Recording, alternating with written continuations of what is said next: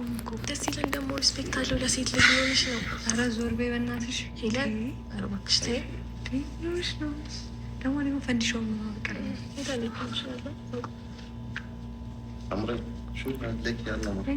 ለካ የለም የምሬ በጣም ነው የሚያምረው። ይሄ ኧረ ፓርት ትሪ ዛሬ ደግሞ ቀጥሏል። ትናንት ነግሬያችሁ ነበር ባለፈው በኤንዲ ዛሬ ትናንት በጆሲ ዛሬ ደግሞ በሄሉ ሄዱበት ይላል። በጣም ደስ ይላል። ለማንኛውም ጆሲ መሆኑ ነው አንደኛ ስራቸውን እየሰሩ ነው አይደል እንዴ? ጆሲ አሁን ትናንት በሱ ቻናል ተለቀቀ፣ ዛሬ ደግሞ በሄሉ ቻናል ተለቀቀ።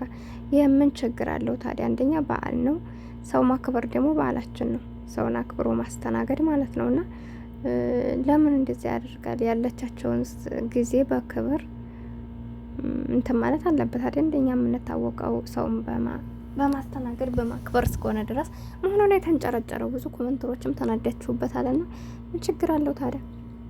ቢያስወጡትም እኮ በስርዓት ነው። ሲቀጥል ደግሞ የሰው ልጅ ከቤታችን እስከመጣ ድረስ በስርዓት ነውና እንዳልኳቸው ስራ ስለሆነ ነው እንጂ ስራ ባይሆን ኑሮ የመጀመሪያው ቀን እንደመጣ ያስቆሙት ነበረ። ግን ደግሞ እያንኳኳ የሚመጣው እንድሚዞ የሚመጣው ችግር ስለሌለውና ስራ እየሰሩ ስለሆነ ነውና ግን ጆሲ ራሱን ባያስጠላ ጥሩ ነው ብዬ አስባለሁ።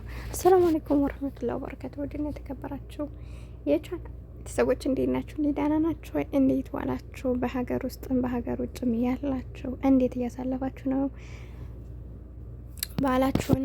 የኦርቶዶክስ እምነት ተከታዮች ማለት ነውና እንዴት ነው በዓልን? በውጭ ነው የምታሳልፉት? በቤት ነው? አብሽሮ ይዟችሁ ለሁሉም ነገር እና እንግዲህ ቤተሰቦቻችንን አላህ ይጠብቅልን በያለንበት፣ እናንተንም አላህ ይጠብቃችሁ እና ሄሉ እንግዲህ ዛሬ ፏሻ ብረቅ ብለው በዓላቸውን አክብረዋል። ቤታቸው ላይ በጣም ደስ ይላል። ቤተሰብ ቃያችሁት አይደል? እናንተ ውጭ ያለን ሰዎች ሊከፋና አይገባም የምላችሁ ለዚህ ነው። ኢትዮጵያ ውስጥ ሆነው ራሱ እንግዲህ እነ ሄሉ እያያችሁ ነው። ሀገር ውስጥ ናቸው ቤተሰብ ጋር ሄደው ማክበር እየቻሉ፣ ነገር ግን አዲስ አበባ ውስጥ ከራሳቸው ቤት ነው እንግዲህ እያሳለፉ ያሉትና ህይወት እንዳደረጉት ነው እና ራሳቸውን አሳምናችሁ አብሽሩ፣ እንዳይከፋችሁ። ብዙ ልጆች አላቸው የሚከፋችሁ እንዲህ በዓል ሲመጣ ማለት ነው።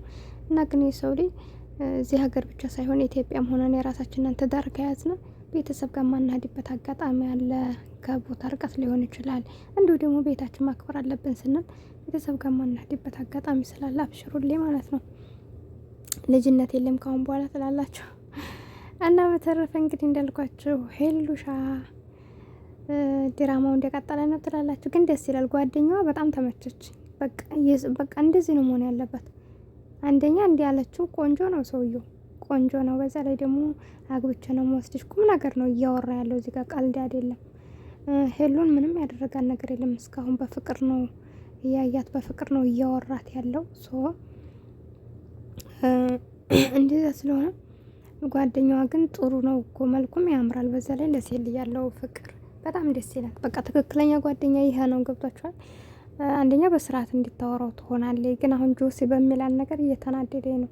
ጆሲ ጋር በተነጋገሩ ቁጥር ሌላ ችግር እንዳይፈጠር ብላ እሷ ራሱ ሰላሟን አጣኝ እና ጆሲ ዝም ቢል ጥሩ ነበር።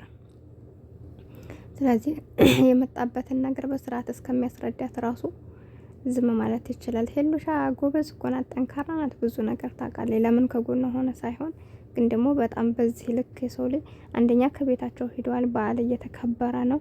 ሰው አክብሮ እዛ ቤት እስከመጣ ድረስ በሰላም እስከሚወጣ ድረስ ዝም ማለት ይችላል። እነሱ ባይንጨረጨር ጥሩ ነው ማለት ነው። እኔ አልወድም በነገራችን ላይ እንዳልኳቸው የሰው ልጅ ኖርማል በጣም ተጣልታችሁ ከሆነ ያን ሰው መድረስ የለበትም ብላችሁ ካሰባችሁ ካላስ መድረስ የለበትም። ነገር ግን ያን ሰው እናንተን ብሎ እዛ እየመጣ ዝቅ እያለ ዋጋ እየከፈለ በዛ ልክ ሰው ማንቋሸሽ ጥሩ አይደለምና አይታችኋል። መጨረሻ ላይ ራሱ ያው ድብድብ ነው፣ መጨረሻ አካባቢ አይታችኋል የተፈጠረውን ማለት ነው። እና ለማንኛውም ያው በዛ መጠን አባረውታል። በቃ ካላስ አንተን እመለሳለሁ ዋጋ ትከፍላለህ አለ። ወላሂ ብዙውን አማርኛ በነገራችን ላይ ይሰማል፣ መናገርም ይችላል ይሰማልም። እና ስለዚህ ጆሲ ስራችሁን በሰላማዊ መንገድ ብትሰሩ የተመረጠ ነው ማለት ነው።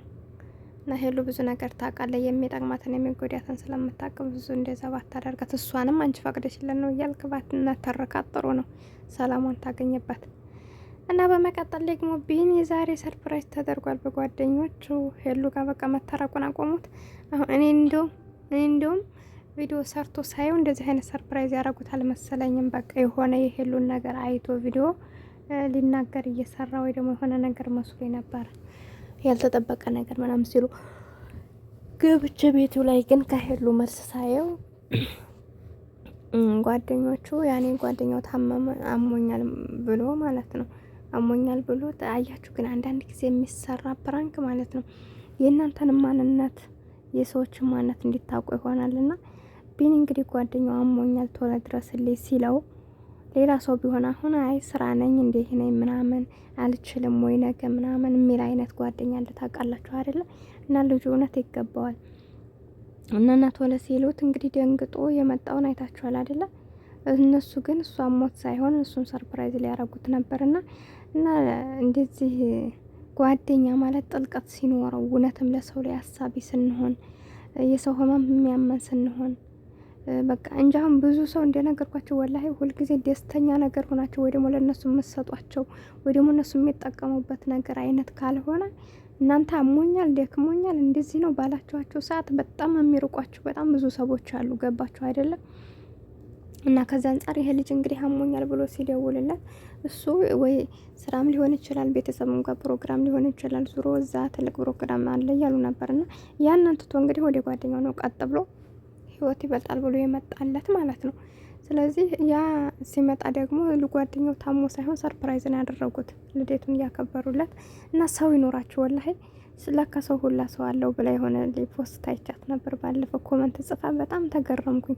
ኮመንቷን ካየሁ በኋላ እውነት ነው አልኩኝ። እውነት በጣም እነዚህ በቃላል ነገር የማትሏቸው ነው የሚወጡላቸው በጣም ጓደኛ ያላቸው ሰዎች አሉና ለሁላችሁም ሰው ይስጣችሁ። እኛም ደግሞ ሰው ሆነን እንገኝ ማለት ነውና እውነት የሰው ልጅ ያደረጉት ሰላምታ ራሱ ትልቅ ነገር ነው። እናንተን አክብሮ ሲያደርግና ለማንኛውም ወዳችኋለሁ። ቻናሌን ሰብስክራይብ ያርጋችሁ አበረታቱኝ። አሰላሙ አለይኩም።